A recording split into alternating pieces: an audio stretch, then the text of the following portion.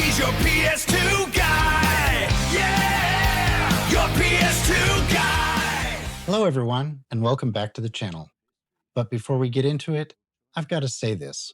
One of the games we're covering today might be one of the most underrated sci-fi shooters on the PS2, and it involves Dave Duchovny, alien infections, and a version of Area 51 that honestly still holds up today.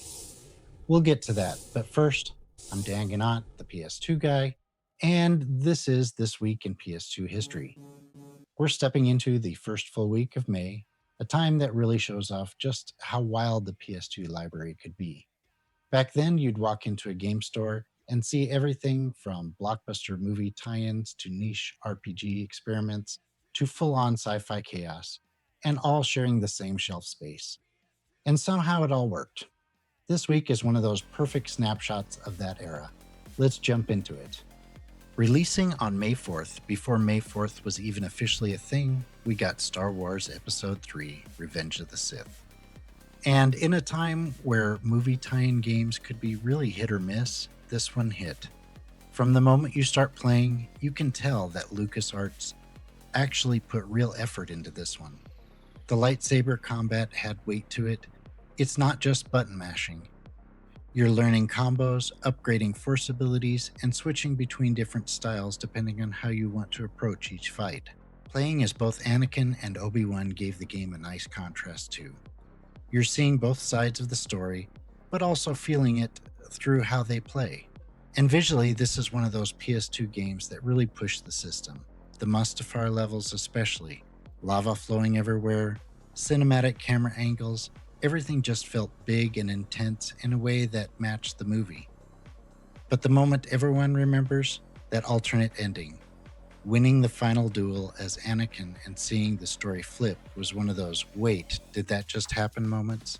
It gave the game an extra layer that made it feel more than just a retelling. It's easily one of the best Star Wars games of that generation, and definitely one of the best movie tie-ins on the PS2. Now, this one takes us in a completely different direction. .hack Mutation is the second part of a 4-part game series.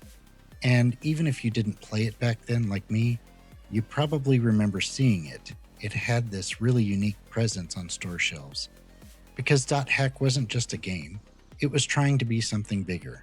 It simulated an MMORPG called The World, but you were playing it offline on your PS2, which at the time felt like a glimpse into the future.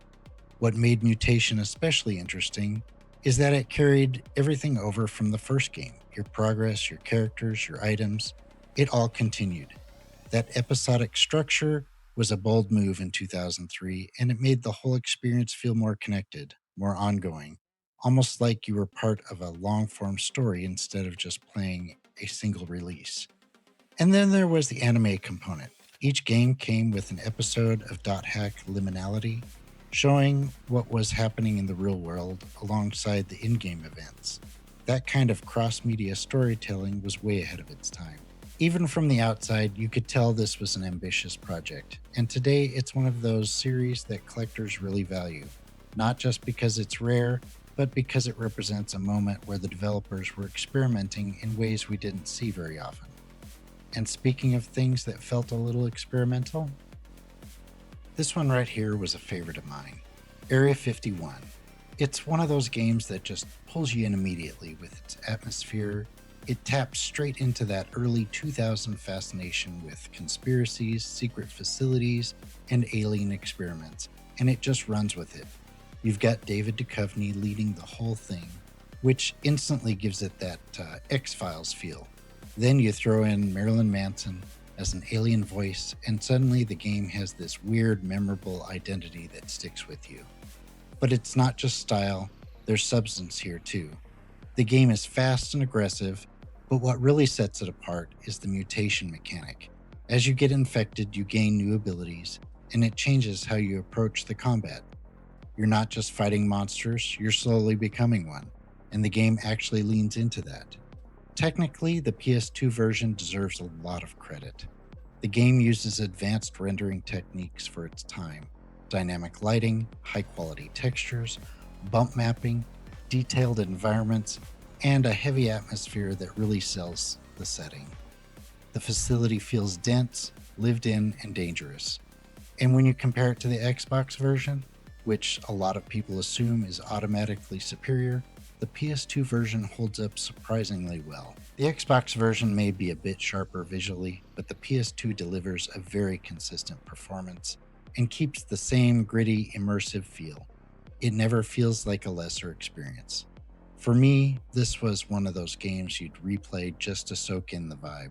The sounds, the voices, the pacing. It's chaotic, it's a little weird, and it's absolutely a cult classic. 3 games, 3 completely different vibes, and all of them showing exactly why the PS2 era felt so special. You had cinematic storytelling, experimental ideas, and just straight up fun all happening at once. So now I want to hear from you. Which one was the main event? Were you mastering the Force in Revenge of the Sith? Following the mystery of Dot Hack?